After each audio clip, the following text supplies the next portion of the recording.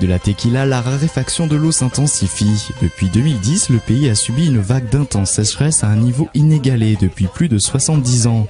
Le manque de précipitations a affecté les 2/3 du Mexique, particulièrement les États du Nord. En 2012, les dégâts ont été considérables. 3 millions d'hectares de cultures détruites, 4 millions de bêtes mortes de soif ou sacrifiées et plus de 10 000 communautés privées d'eau courante. Dans un pays où l'agriculture emploie une personne sur 5, les conséquences socio-économiques et sanitaires ont été brutales. Dans ce contexte, un homme, Sergio Jesus Rico, cet ingénieur chimiste, a décidé d'agir en créant, il y a 10 ans, une entreprise innovante, Silos de Agua. Son combat, réhydrater les terres du Mexique, avec une technologie, la pluie solide. Especialmente porque no hay una técnica de cómo cosechar la lluvia. Lo que hacemos con este sistema es precisamente captar el agua de lluvia primero en líquido, luego utilizando estos polímeros superabsorbentes que son semejantes a la tecnología de un pañal desechable. Entonces,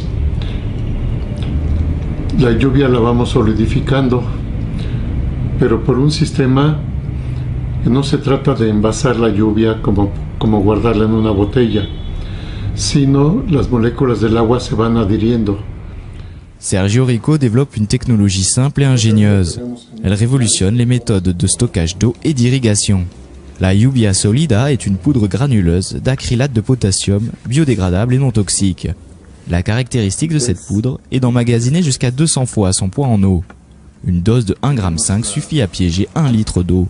Aquí hay poco más de 1 litro de agua líquida. La vamos a convertir a sólida, a agua sólida. La nueva unidad de medida que se propone es una de estas tapas, que es la de como viene en cualquier botella de agua, va bien llena con este producto, con esta tecnología, solidifica 1 litro de agua, que es lo que vamos a hacer en este momento. Entonces, il suffit de verser cette substance dans l'eau que l'on souhaite solidifier et d'attendre. 15-20 minutes. Se produisent alors une ionisation et une précipitation qui permettent aux molécules d'eau de se coller au polymère. Solidificar el agua, sobre todo aquí abajo. Environ 15 minutes plus tard, on obtient de l'eau à l'état solide sous la forme d'un gel. Con un puñito, ajá, mire. Parece como gelatina un poco. Sí. Ahora es extraño.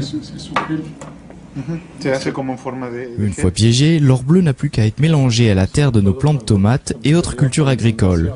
L'important, c'est de maintenir l'humidité autour des racines. Les eaux de pluie ou d'arrosage déversées au gré du ciel et des hommes seront ensuite automatiquement resolidifiées par l'acrylate contenu dans la terre. Ce gel sera réhydraté autant de fois que nécessaire pendant 10 ans, sans besoin de réintroduire des granulés.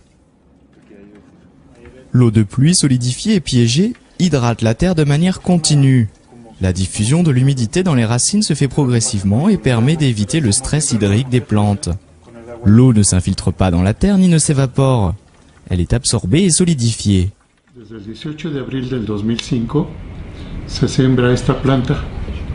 Aquí colocamos 5 kilos de tierra, le mezclamos a toda la tierra 5 tapas de refresco con toda la tierra y luego le agregamos 5 litros de agua, pero como el agua se solidifica y ya no se sale de la maceta, aumenta el volumen. Y ya no volvemos a echar agua hasta que las hojas lo pidan. Mientras las hojas están verdes y así vigorosas, no tenemos que regar. Y el volumen de la tierra va bajando porque la planta se está tomando el agua. Y llega el momento que las hojas empiezan a acusar estrés hídrico y en ese momento reponemos solamente 5 litros de agua y anotamos la fecha del riego, considerando también los días que pasaron con respecto al riego anterior.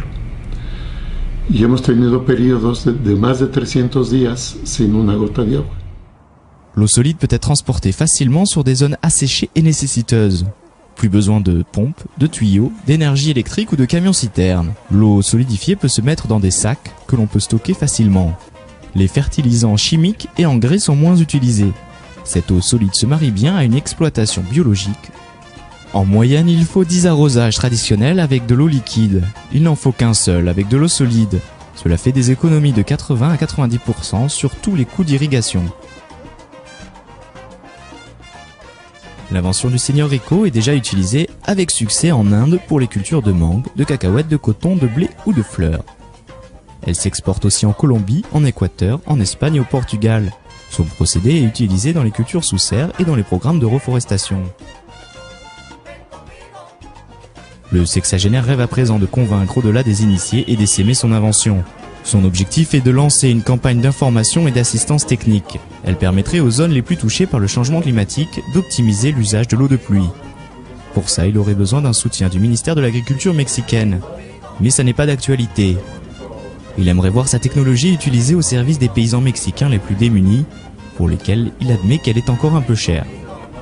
Pour l'heure, il recueille surtout prix, applaudissements et invitations sur les plateaux.